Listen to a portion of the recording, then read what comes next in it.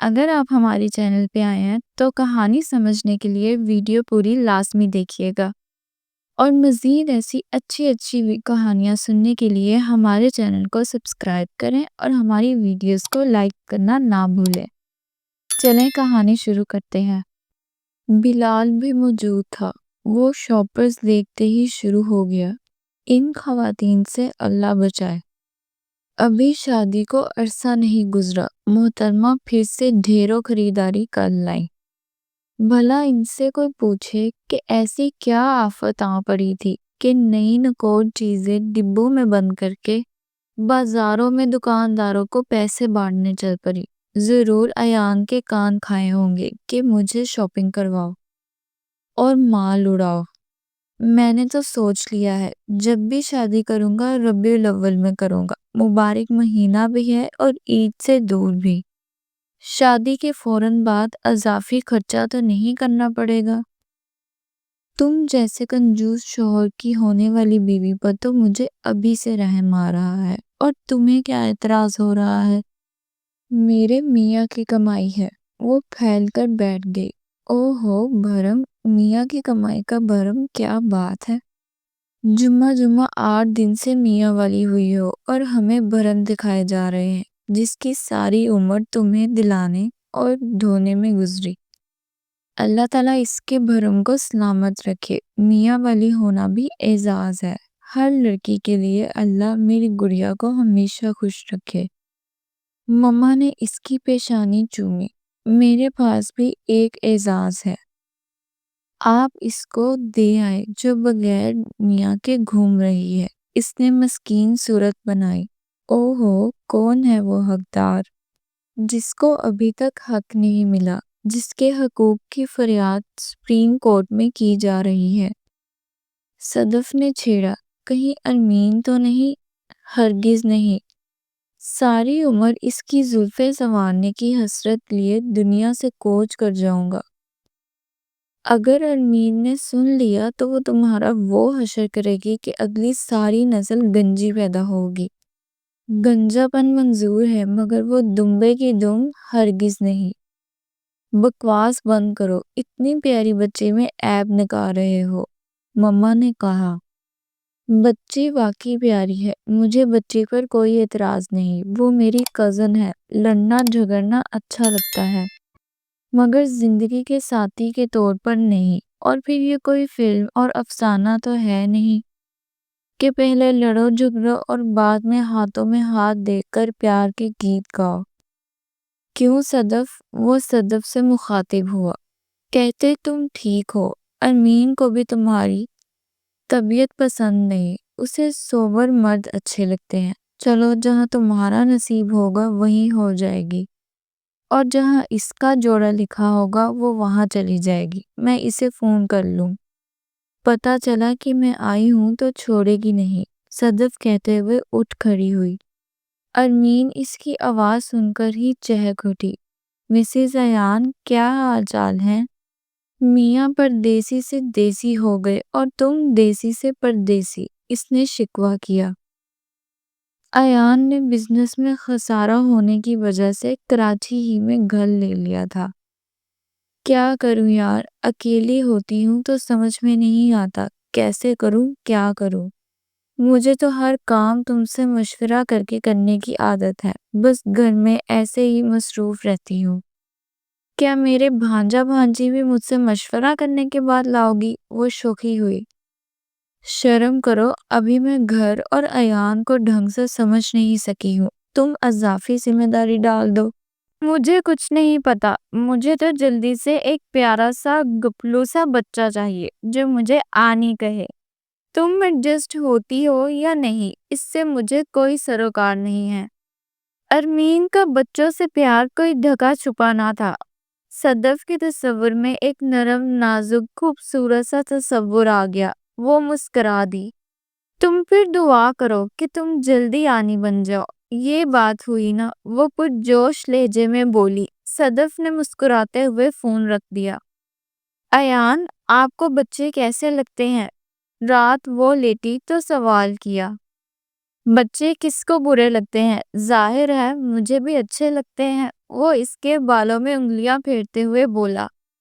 مجھے پہلے بالکل اچھے نہیں لگتے تھے، مگر اب دل چاہتا ہے کہ ہمارے بچے ہوں۔ ہمارے بچے ابھی نہیں ہوں گے۔ اس نے بات کاٹ دی۔ کیوں ایان؟ اسے جھٹکا لگا۔ کم سے کم 2 سال کے بعد بچوں کے بارے میں سوچنا۔ ابھی مجھے وہ سب واپس حاصل کرنا ہے جو قسمت نے مجھ سے لے لیا ہے۔ تمہیں ایک شاندار زندگی دینا میرا خواب ہے اور بچوں کو ہر سہولت مہیا کرنا میرا عزم۔ جب تک میں اس قابل نہیں ہو جاتا کہ تمہیں اور اپنے بچوں کو وہ سب کچھ دے سکوں جو دینا چاہتا ہوں، اس وقت تک میں انہیں دنیا میں لانے کا سوچوں گا بھی نہیں۔ اور کوئی معصوم روح دنیا میں آ گئی تو؟ صدف نے کسی خدشے کے پیش نظر کہا۔ اسے روکوں گا نہیں، مگر میری کوشش یہی ہوگی کہ وہ نہ آ سکے۔ صدف کا دل مرجھا کر رہ گیا۔ چلو اب سو جاؤ نا، شب بخیر۔ وہ کروٹ بدل کر لیٹ گیا۔ صدف نے یک لخت اجنبیت کا لبادہ اوڑھے اپنے محبوب شوہر کو دیکھا، جو اپنی ہر بات اٹل انداز میں کرتا تھا۔ اس کا ذہن سوچوں کا گھر بن گیا۔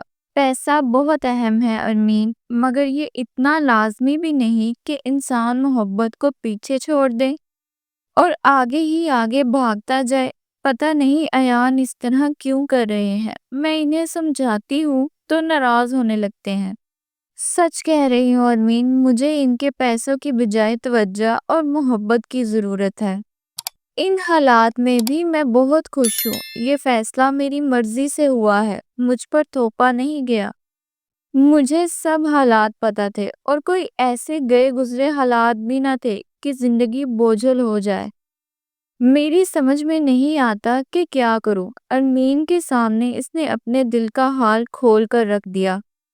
ایان کی طبیعت میں شدت پسندی ہے۔ وہ تمہیں پانا چاہتا تھا، پا لیا، مگر جو زندگی تم کو دینے کے خواب اس نے دیکھے تھے وہ نہ دے سکا۔ ایک جنون اس میں بھر گیا ہے کہ وہ سب کچھ تمہیں دے دے جس کے بارے میں سوچا تھا۔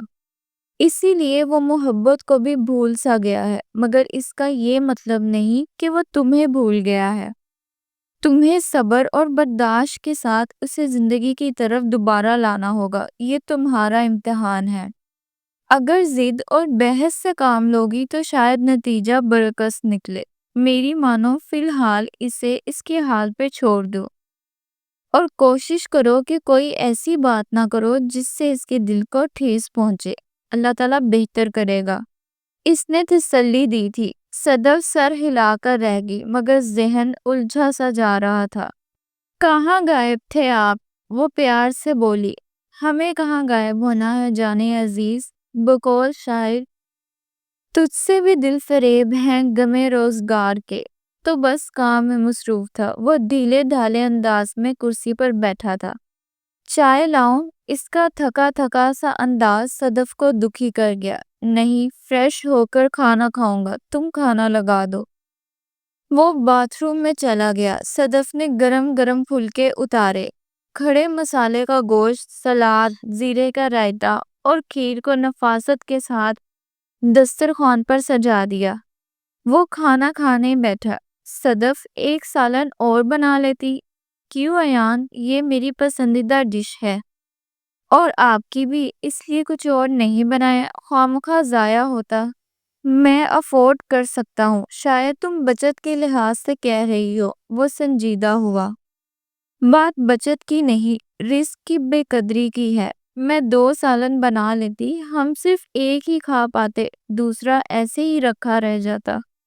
باسی ہوتا تو بہتر نہیں کہ میں دوپہر میں اپنے لیے تازہ کھانا بنا لوں۔ اب آپ کھانا شروع کریں، فضول خدشے مت پالیں، مجھے بہت بھوک لگی ہے۔ ایان نے ایک نظر سے دیکھا اور آہستگی سے کھانا شروع کیا۔ کھانے سے فارغ ہو کر وہ چائے لے کر کمرے میں آ گئی۔ ایان بیڈ پر نیند دراز تھا۔ ایان، آؤ چلو چھت پر چلتے ہیں، میرا موڈ نہیں ہے۔ کیا بات ہے؟ پہلے حضرت کو مجھ سے زیادہ چھت سے عشق تھا، جب موقع ملتا چھت پر ہی پائے جاتے تھے، اور اب کہہ رہے ہیں موڈ نہیں ہے۔ صدف نے خفگی دکھائی۔ وہ دن گئے جب رہتے تھے تیری یاد میں مگن، اب تو سر شام سلا دیتی ہے دن بھر کی تھکن۔ اس کا پھولا چہرہ دیکھ کر ایان کے لبوں پر مسکراہٹ آ گئی۔ ہاں تو کیا ضرورت ہے اتنا کام کرنے کی؟ انسان کو اپنی جان کا بھی دھیان رکھنا چاہیے۔ اتنی محنت کا کیا فائدہ کہ آپ میری خوشی کی خاطر 10 منٹ بھی نہیں دے سکتے؟ صدف، رومان پرور ماحول سے نکل آؤ، زندگی کے حقائق کا سامنا کرو۔ اب بیچلر لائف نہیں کہ چھتوں پر ہوا کھاتے پھرے۔ پیٹ خالی ہو تو ٹھنڈی ہوا بھی لوہے کے بل لگتی ہے۔ پلیز سمجھا کرو، مجھے نیند آ رہی ہے، میں سو جاؤں گا، تم جا کر ٹہل لو۔ چھت کا ماحول بہت اچھا تھا، عمارتوں پر لگی لائٹس جگمگا رہی تھی، سمندری ہوا کے نرم پر کیفیت جھونکے ماحول میں تازگی بخش رہے تھے۔ نئے فلائی دور سے گزرنے والی گاڑیوں کی ہیڈ لائٹس جگنوں کی طرح دمکتی ہوتی دلکش نظارہ پیش کر رہی تھی۔ سب کچھ مکمل تھا، بس وہ خود ادھورا پن محسوس کر رہی تھی۔ ایان، مجھے اپنی ذات میں تنہا مت کرو پلیز۔ 2 آنسو اس کی آنکھوں سے جدا ہو کر گرے۔ کیا کہہ رہی ہو تم؟ صدف کو لگا وہ بہت خوش ہوگا، مگر اس کے چہرے پر پریشانی تھی۔ آپ کو خوشی نہیں ہوئی؟ اسے دھچکا لگا۔ خوشی کی بات تو ہے، مگر وقت سے پہلے۔ میں نے ابھی نہیں سوچا تھا، کم سے کم 3 سال کے بعد ایسا ہونا چاہیے تھا۔ وہ آہستگی سے بولا۔ یہ تو اللہ تعالیٰ کی مہربانی ہے کہ اس نے ہمیں اولاد کی نعمت سے نوازا، ورنہ لوگ در بدر دھکے کھاتے ہیں مگر مایوس رہتے ہیں۔ میں اپنے آنے والے بچے کو کیا دے سکوں گا؟ صدف، جب میں پیدا ہوا تھا تو پاپا کے پاس عالیشان گھر، جمع جمایا کاروبار اور بہترین گاڑی تھی۔ میرا بچہ پیدا ہوگا تو میرے پاس کرائے کا فلیٹ، معمولی نوکری اور پھر ٹیچر سی گاڑی ہے۔ یہ میرے بچے کے ساتھ ناانصافی نہیں ہوگی؟ کمال بات کرتے ہیں آپ۔ ہر بچہ اپنی قسمت خود لاتا ہے، اس کے رزق کا انتظام اللہ کی ذات کرتی ہے۔ آج بھی لاہور کی سڑکوں پر مغلیہ خاندان کے لوگ دھکے کھاتے ہیں۔ ان بادشاہوں کی اولادیں جنہوں نے پورے برصغیر پر حکومت کی تھی، اس کا مطلب یہ تو نہیں کہ انسان اولاد پیدا نہ کرے۔ ہمارے پاس اللہ کا شکر ہے دیا ہوا سب کچھ ہے، اور ہم بچہ آسانی سے افورڈ کر سکتے ہیں۔ اس کا لہجہ تیز ہو گیا۔ صدف، میری بات سمجھنے کی کوشش کرو۔ تمہاری ہر بات بالکل ٹھیک ہے، لیکن اگر یہ سب کچھ عرصے کے بعد ہوتا تو ہم کچھ سیٹ ہو جاتے۔ ابھی تمہیں بچے کی خوشی میں کچھ نہیں نظر آ رہا ہے۔ بچہ بہت بڑی ذمہ داری ہوتا ہے۔ اب تو جو ہونا تو ہو گیا، اب کیا ہو سکتا ہے؟ وہ سوالیہ انداز میں بولی۔ ایان کچھ کہتے کہتے رک سا گیا۔ اگر تم ایان، وہ حلق کے بل چیخی تھی، آپ پاگل ہو گئے ہیں۔ میں سمجھتی تھی آپ میرے لیے حساس ہیں، لیکن آپ نفسیاتی مریض ہیں۔ اس بات کا اندازہ نہیں تھا مجھے۔ شرم آنی چاہیے آپ کو۔ پہلا بچہ جو کہ ہر جوڑے کا ارمان ہوتا ہے، خوشی کی کرن ہوتا ہے، اس کو مٹانے کی بات کر رہے ہیں؟ مجھ سے بات مت کریں آپ۔ وہ روتی ہوئی کمرے میں چلی گئی۔ ایان اس کے پیچھے جانے کی ہمت نہ کر سکا۔ دن یوں ہی بوجھل اور بے کیف سے گزر رہے تھے۔ دونوں کے درمیان بات چیت بند تھی، بس وہ خاموشی سے اس کے کام کیے جاتی۔ انہی اداس دنوں میں ایک دن گھر کی گھنٹی بجی۔ ارے مومانی جان، آپ! مومانی کی شکل دیکھ کر صدف کو دل بھر کی کوفت ہوئی۔ ان کی نکتہ چینی طبیعت کے باعث خاندان کے سبھی لوگ انہیں ناپسند کرتے تھے۔ ارے بھائی، ادھر سے گزر رہے تھے، سوچا تم سے بھی ملتے چلیں۔ ان کی ریڈار نما نظریں پورے گھر کا ایکس رے لینے میں مصروف تھی۔ کاش گزر ہی جاتی۔ اس نے دانت پیسے۔ کیا کہہ رہی ہو؟ ان کی سماعتیں بھی تیز تھی۔ کچھ نہیں، آپ آئیں نا۔ وہ انہیں لاؤنج میں لے آئیں۔ اف، کتنا چھوٹا سا فلیٹ ہے تمہارا۔ انہوں نے اچھے خاصے فلیٹ کو ناقدردانہ انداز میں گھورا۔ ہم 2 لوگ تو ہیں، ہمارے لیے تو کافی ہے۔ اس نے فوراً صفائی دی۔ ہاں خیر، تم تو کہو گی ہی۔ ہائے، کتنا اچھا گھر تھا تمہارے سسر کا، محل لگتا تھا، محل۔ مگر اولاد ناکارہ ہو تو سب ڈبو دیتی ہے۔ باپ کی موت دیکھو اور بربادی کا آغاز دیکھو۔ اکلوتی اولاد ہونے کا خوب فائدہ اٹھایا تمہارے میاں نے، سب کچھ تباہ کر دیا۔ مجھے تو لگتا ہے بزنس میں گھاٹے کا ڈرامہ رچایا ہے لڑکے نے، کسی بری لت میں ہوگا۔ جبھی تو سب کچھ دھول مٹی میں مل گیا۔ جب تمہارا رشتہ ہوا تو خاندان والوں نے منہ میں انگلیاں دبا لی، مگر جب کنگلا ہوا تو سب نے شکر ادا کیا کہ ہم نے بیٹی نہیں دی۔ تمہاری ماں بھی کہاں راضی تھی اس رشتے پر، تم نے زبردستی شور مچا کر رشتہ کیا۔ ارے نکاح ہی تو ہوا تھا، بیاہی تو نہ گئی تھی۔ خیر تمہاری خوشی۔ ویسے تم سوچتی تو ہوگی کہ میاں نے محل کے سپنے دکھا کر کہاں لا کر پھینک دیا۔ ان کی زبان کے آگے خندق تھی اور رفتار طوفانی۔ صدف کے کانوں میں سائیں سائیں ہونے لگی۔ مجھے اپنا گھر کسی محل سے کم نہیں لگتا، اور جو ہوا وہ قسمت کا کھیل تھا، نہ کہ ایان کی نادانیاں۔ اور آپ پرانے قصے مت سنائیں پلیز۔ نہ چاہتے ہوئے بھی اس کا لہجہ سخت ہو گیا۔ ارے ہٹو، تمہیں کیا پتا، تم تو بچی ہو، تم کیا جانو مردوں کے دھندوں کو۔ اکیلی رہتی ہو، دھیان رکھا کرو۔ ساس تو تمہاری بیچاری اللہ کو پیاری ہوگی، بیٹے کے کرتوت جو نہ سہ پائی۔ غریب لاکھوں میں کھیلنے والی جب خاک میں رلنے لگی تو خاک کا رزق ہی بن گئی بیچاری۔ انہوں نے ٹھنڈی سانس بھری۔ میں آپ کے لیے کولڈ ڈرنک لاتی ہوں، اس نے اٹھنے میں عافیت جانی۔ وہ کچن جانے کو مڑی تو لاؤنج کے باہر کھڑے ایان کو دیکھ کر حیران رہ گئی۔ اس کی آنکھیں سرخ تھی اور چہرے پر اداسی۔ اس کی حالت دیکھ کر یہ اندازہ بہت آسان تھا کہ وہ سب کچھ سن چکا ہے۔ اس نے ایک گہری سانس بھری اور کمرے میں چلا گیا۔ اس نے ممانی جان کو کھلا پلا کر روانہ کیا، پھر تیزی سے کمرے کی طرف بڑھی جو لاک تھا۔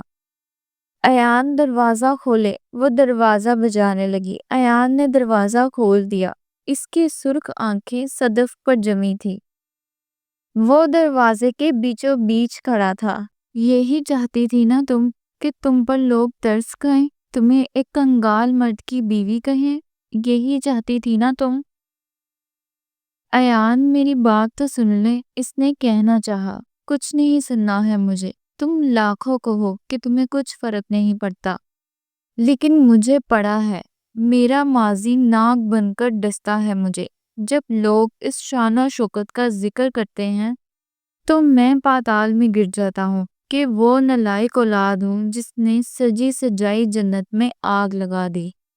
آج وہ عورت میرے گھر میں بیٹھ کر مجھے ذلیل کر رہی تھی، مگر تم کچھ نہ کر سکی، اور تم چاہتی ہو میری اولاد بھی اسی ماحول میں جنم لے، لوگوں سے اپنے دادا کی دولت اور باپ کی غربت کے قصے سنے۔ بس میں نے فیصلہ کر لیا ہے، جب تک میں وہ سب کچھ حاصل نہیں کروں گا ہمارے ہاں اولاد نہیں ہوگی۔ اب تمہیں اسے ختم کرانا ہی ہوگا۔ وہ بے رحمی سے کہتا اس کا ہاتھ پکڑ کر گھسیٹنے لگا۔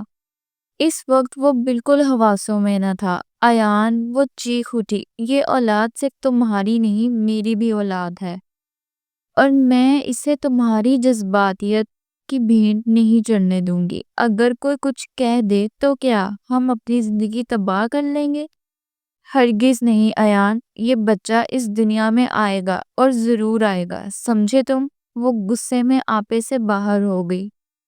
اگر یہ بچہ اس دنیا میں آئے گا تو باپ کے نام کے بغیر آئے گا۔ تم اس گھر سے چلی جاؤ، کیونکہ میرے ساتھ رہنا ہے تو بچے کے بغیر رہنا ہوگا۔ اس کا لہجہ نہایت شفاف تھا۔ میں جا رہی ہوں، مجھے بھی تم جیسے وحشی شخص کے ساتھ نہیں رہنا جو اپنے ہی بچے کو قتل کرانا چاہتا ہے۔ یہ بچہ اس دنیا میں تمہارے نام کے ساتھ ہی آئے گا۔ نکاح ہوا ہے میرا تم سے، کوئی گناہ نہیں کیا میں نے جو دنیا سے چھپاؤں۔ تم مانو یا نہ مانو، مگر سب لوگ تمہیں ہی اس بچے کا باپ کہہ کر پکاریں گے۔ ہمت ہے تو ان کا منہ بند کرا دینا۔ آنسو اس کے گالوں پر بہہ رہے تھے۔ وہ سوٹ کیس میں کپڑے رکھ کر نکل آئی۔ ایان نے زور سے دروازہ بند کیا تھا۔ اسے اس حالت میں آتا دیکھ کر گھر والے بے حد پریشان تھے۔ جب جھگڑے کی نوعیت کا پتہ چلا تو سب کا دل پریشان ہو گیا۔ گھر کے بڑوں نے ایان سے بات کی مگر اس کی وہی ضد تھی۔ وقت گزرتا جا رہا تھا۔ ایسی حالت میں جب ہر عورت کو شوہر کی توجہ اور پیار کی ضرورت ہوتی ہے، وہ اکیلی تھی۔ ارمین بلال سبھی اس کا بے حد خیال رکھ رہے تھے، مگر ایک کمی تھی جو اسے لمحہ بلمحہ توڑ رہی تھی۔ ایان کہیں چلا گیا تھا، فلیٹ پر تالا پڑا تھا، سب لوگ پریشان تھے مگر وہ صدف کے سامنے مسکراتے۔ صدف کی جان تو جیسے نچڑ کر رہ گئی تھی۔ انہی پریشانیوں کے درمیان وہ تخلیق کے عمل سے گزر رہی تھی۔ کس پیچیدہ ہونے کی وجہ سے آپریشن کیا گیا۔ بچے کی چیخ سنتے ہی وہ بے ہوش ہو گئی۔ جب ہوش آیا تو بچہ دیکھ کر اس کے دل پر قابو نہ رہا، وہ سسک اٹھی۔ ایان اپنا نام تو نہ چھین سکا مگر اپنا آپ ان خوشیوں سے بہت دور لے گیا تھا۔ آہستہ آہستہ دل کو صبر آ گیا۔ امان بالکل ایان کا عکس تھا۔ جب بھی وہ سوچتی کہ اس کا اپنا باپ اس کے قتل پر آمادہ تھا تو دل خون کے آنسو رونے لگتا۔ 1.5 سال کا عرصہ بیت گیا تھا۔ امان 8 ماہ کا ہو گیا تھا۔ اس کی حرکتیں اتنی پیاری تھی کہ وہ اس کا چہرہ چوم لیتی۔ دل میں درد اٹھتا کہ جب امان بولنے لگا اور اپنے بابا کے بارے میں سوال کرے گا تو وہ کیا جواب دے گی۔ روکھے پھیکے دن گزرتے چلے جا رہے تھے۔ ساون کا مہینہ تھا۔ آسمان پر سرمئی بادلوں کی حکومت تھی۔ ٹھنڈی نم ہوا کے جھونکوں میں خوشگواری کا احساس تھا۔ صدف جلدی آؤ، اوپر دیکھو دھنک کتنی پیاری لگ رہی ہے۔ ارمین کی پرجوش آواز نے اسے اٹھنے پر مجبور کر دیا۔ آسمان کے ایک کنارے سے دوسرے کنارے تک 7 رنگوں سے سجی کوسے قزح نے اس کو بھی ہلکی سی خوشی سے ہمکنار کر دیا۔ وہ دلچسپی سے دیکھنے لگی۔ صدف بیٹا تمہارا فون بج رہا ہے، مما کی آواز آئی۔ کہتے ہیں بارش میں جو دعا مانگی جائے پوری ہوتی ہے۔ اللہ تعالیٰ تمہاری زندگی کو بھی اس کوسے قزح کی طرح رنگین کر دے۔ ارمین نے بے ساختہ دعا دی۔ وہ مسکراتے ہوئے سیڑھیاں اترنے لگی۔ ہیلو، فون اٹھا کر اس نے کہا۔ کون ہے بھائی؟ بیزاری اس کے لہجے پر طاری ہونے لگی۔ ہلکی سی سانس کی آواز آئی۔ وہ چوکنا ہو گئی۔ کون ہے؟ دل نہ جانے کیوں دھڑکنے لگا تھا۔ صدف، دھیمے سے کسی نے پکارا تھا۔ صدف کے ہاتھ سے فون چھوٹ گیا۔ اس نے بے تابی سے فون اٹھایا مگر لائن کٹ چکی تھی۔ اس نے دیوانہ وار نمبر ملایا مگر لائن نہ ملی۔ ایان، پلیز ایان، مجھ سے بات کرو۔ دل تڑپ اٹھا تھا۔ کتنے عرصے بعد اس کی آواز سنی تھی۔ ارمین اس کی آواز سن کر سب دوڑے چلے آئے۔ مما، ایان کا فون تھا۔ ایان کا پتہ چل گیا ہے، پلیز میری بات کرا دیں۔ وہ فون کیوں نہیں اٹھا رہے؟ وہ تڑپ تڑپ کر رو رہی تھی۔ بلال نے نمبر دوبارہ ڈائل کیا مگر پاور آف کا میسج تھا۔ اس نے انکار میں سر ہلا دیا۔ تمہیں یقین ہے کہ وہ ایان ہی تھا؟ مما کے لہجے میں بے یقینی تھی۔ ہاں مما، انہوں نے میرا نام لے کر پکارا تھا۔ میں ہزاروں میں ان کی آواز پہچان سکتی ہوں۔ وہ یہی کہی ہے، مجھ سے ملنا چاہتے ہیں مگر ہمت نہیں ہو رہی ہوگی۔ مجھے ایان سے ملوا دیں۔ وہ مما کے سینے سے لگی سسک رہی تھی۔ اگر وہ کراچی میں ہے تو تم فکر مت کرو، میں اسے ڈھونڈ نکالوں گا۔ بلال نے اس کے سر پر ہاتھ رکھا۔ امان حیرت سے ٹکر ٹکر سب کی شکل دیکھ رہا تھا۔ صدف نے اسے سینے سے لگا لیا۔ اس کی سسکیاں مزید تیز ہو گئیں۔ ایان نے صدف کے ساتھ بہت برا کیا ہے۔ ایک تو اس حالت میں تھی اور اس نے پلٹ کر خبر تک نہیں لی۔ بے وجہ کی ضد کی خاطر اپنی زندگی کو آگ لگا لی اور صدف کو تنہا چھوڑ گیا۔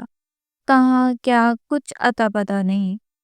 میری بچی اندر ہی اندر گھر رہی ہے۔ اس کا بچہ اب تک باپ کے لمس سے ناآشنا ہے۔ جی چاہتا ہے کہ وہ سامنے آئے تو اس کا حشر کر دو۔ پتہ نہیں ہے بھی یا نہیں، یہ صدف کا وہم ہے۔ کیا کروں کچھ سمجھ میں نہیں آتا۔ مما رو پڑی۔ آنٹی فکر نہ کریں، ہو سکتا ہے وہ لوٹ آیا ہو۔ اپنے بچے کی محبت اس کے دل میں جاگ اٹھی ہو۔ اور وہ اپنی ضد چھوڑ چکا ہو۔ آپ حوصلہ رکھیں، سب ٹھیک ہو جائے گا، اس نے تسلی دی۔ کیوں رو رہی ہو صدف؟ امیر نے اس کا ہاتھ تھاما۔ اس کی ہنستی مسکراتی دوست کی زندگی کو دکھوں کی گھن نے چاٹ لیا تھا۔ یہ آخری بارش ہے جو تمہارے من میں برس رہی ہے۔ اس کے بعد دیکھنا، خوشیوں کی فوار سے تمہارا پور بھیگ جائے گا۔ تمہیں یاد ہے ہم بارش کو کتنا انجوائے کرتے تھے؟ پکوڑے، سموسے، ہری چٹنی جس میں میں تمہاری نظر بچا کر ڈھیروں مرچیں ڈال دیتی تھی اور سب مزے لے کر اور تم سو سو کرتی کھاتی تھی۔ جب ہم نے پہلی بار سپرمین کی فلم دیکھی تھی تو کمرے سے دوپٹہ باندھ کر پیچھے سے سر پر لے کر بارش میں بھاگتے تھے اور خوش ہوتے تھے کہ ہم بھی سپرمین بن گئے ہیں۔ میری ضد ہوتی تھی کہ مجھے آئس کریم کھانی ہے۔ بلال لاکھ منع کرتا، ہم اس سے منگواتے اور پھر چھت پر چھتری تلے بیٹھ کر کھاتے تھے۔ صدف کے لبوں پر دھیمی سی مسکراہٹ پھیل گئی، بھیگی بھیگی آنکھوں کے ساتھ جگنو کی لو دیتی مسکراہٹ حسین لگ رہی تھی۔ ارمین کے دل سے دعا نکلی کہ خدا اس کے دکھوں کی عمر مختصر کر کے خوشیوں کے دروازے کھول دے۔ بارش کی بوندوں میں تیزی آ گئی۔ آنٹی کچن میں گرما گرم پکوان بنا رہی ہیں، میں ابھی لاتی ہوں، اس سے پہلے کہ وہ رزق کا دشمن تمہارا بھائی پکوڑوں پر حملہ کر دے اور ہم دیکھتے رہ جائیں۔ صدف سیڑھیوں پر بیٹھی رہ گئی، بوندیں پودوں پر گر رہی تھی، وہ خوشی سے جھوم رہے تھے۔ پھولوں کی پتیاں بارش کی بوندوں کا لمس پا کر مزید کھلی کھلی لگ رہی تھی۔ چھوٹے سے لان میں بارش تمام تر خوبصورتی کے ساتھ برس رہی تھی۔ سامنے کا گیٹ کھلا ہوا تھا۔ یکدم وہاں ایک ہیولا سا نمودار ہوا، درمیان میں بوندوں کی چادر تھی۔ اس نے آنکھیں سکوڑ کر دیکھنے کی کوشش کی۔ ایان، اس کے لبوں سے بے آواز نکلا۔ وہ بھاگتی ہوئی شیڈ سے نکل کر سامنے آ گئی۔ وہ ایان ہی تھا، خاموش، ٹوٹا ہوا۔ وہ بے یقینی سے اسے چھو کر دیکھنے لگی۔ لمس نے پہچان کا شعور عطا کیا تو وہ اس کے سینے سے لگ گئی۔ ایان نے بازو اس کی گرد کیا۔ کہاں چلے گئے تھے آپ مجھے چھوڑ کر؟ آپ نے ذرا نہ سوچا کہ میں کیسے رہوں گی؟ مجھے اپنی زندگی سے نکال دیا اور پلٹ کر بھی نہیں پوچھا۔ وہ روتے ہوئے سوال کر رہی تھی۔ مجھے معاف کر دو صدف، میں نے تمہیں بہت دکھ دیے، بلکہ میں نے تم پر ظلم کی انتہا کر دی۔ ایک ماں سے اس کا بچہ ایک فضول ضد کی وجہ سے چھیننا چاہا، جبکہ رزق کا وعدہ تو اس رب کریم نے کیا تھا، اور میں اپنی وجہ سے تمہاری زندگی کا مختار کل بن بیٹھا۔ مگر میں نے کیا پایا؟ سب کچھ کھو دیا۔ اس کے لہجے میں صدیوں کی تھکن تھی۔ میں آپ کو کبھی معاف نہیں کروں گی۔ وہ اس کے سینے سے لگ کر رو رہی تھی۔ ایان کے لبوں پر دھیمی اس کی مسکراہٹ پھیل گئی۔ سب سے زیادہ خوف ایان کو صدف کے رویے سے ہی تھا، مگر وہ بھول گیا تھا کہ عورت اپنی محبت کے صدقے شوہر کی ہر برائی معاف کر دیتی ہے۔ تم مجھے کبھی معاف مت کرنا، کیونکہ میں بہت برا ہوں۔ ہاں واقعی آپ بہت برے ہیں۔ فون کیا مگر بات بھی نہیں کی۔ وہ جھٹکے سے دور ہوئی۔ کیسے بات کرتا صدف؟ میرا جرم ہی اتنا بڑا تھا کہ میں ہمت ہی نہیں کر پا رہا تھا۔ میں دبئی چلا گیا، مگر باہر جا کر بھی میرے ضمیر نے مجھے جینے نہیں دیا صدف۔ تم ٹھیک کہتی تھی، پیسہ جذبوں اور رشتوں سے زیادہ اہم نہیں، اور ماضی کو کریدنا دل کو زخمی کرنا ہے۔ میں نے بہت پیسہ کما لیا، مگر وہ سنہرا وقت کھو دیا جب مجھے تمہارے ساتھ ہونا تھا، وہ اعتراف کر رہا تھا۔ ارمین پکوڑوں کی ٹرے لے کر آئی تو اس نے بے یقینی سے ایان کو دیکھا۔ جب نگاہوں میں یقین اترا تو الٹے پیروں واپس بھاگی۔ تھوڑی ہی دیر میں سب لوگ جمع ہو گئے، گھر بھر میں خوشی کی لہر دوڑ گئی۔ ایان کی نگاہیں شرمندگی سے جھک سی گئیں۔ کیسے ہو بیٹا؟ مما نے پوچھا۔ ٹھیک ہوں، اس کا لہجہ شرمندگی سے بھرا تھا۔ صدف کا چہرہ ہلکی ہلکی فوار سے بھیگ رہا تھا۔ اتنی روشنی تھی تو ماحول جگمگا اٹھا تھا۔ سب سوال و جواب حل ہو چکے تھے، ہر گتھی سلجھ گئی تھی۔ صدف کی نگاہوں کا پیغام سب کے دلوں میں اتر گیا۔ چلے ایان بھائی صاحب، آئیں گرما گرم پکوڑوں سے آپ کی تواضع کیا جائے۔ بقیہ تواضع تو صدف خود کر لے گی، ارمین شرارت سے بولی۔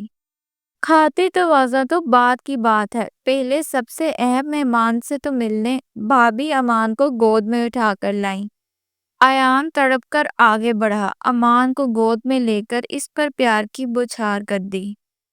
امان گھبرا گیا، پھر زور زور سے رونے لگا۔ صدف میں گود میں لیا تو اس کے گلے لگ گیا اور سہم کر ایان کو دیکھنے لگا۔ اماں جان معاف بھی کر دیں تو صاحبزادے ضرور ان روزے شب کا حساب مانگیں گے، بلال نے آہستگی سے بولا۔ جب اماں جان نے معاف کر لیا تو صاحبزادے کو بھی ہینڈل کر لیں گے۔ سب کا نرم رویہ دیکھ کر ایان کو حوصلہ ہوا۔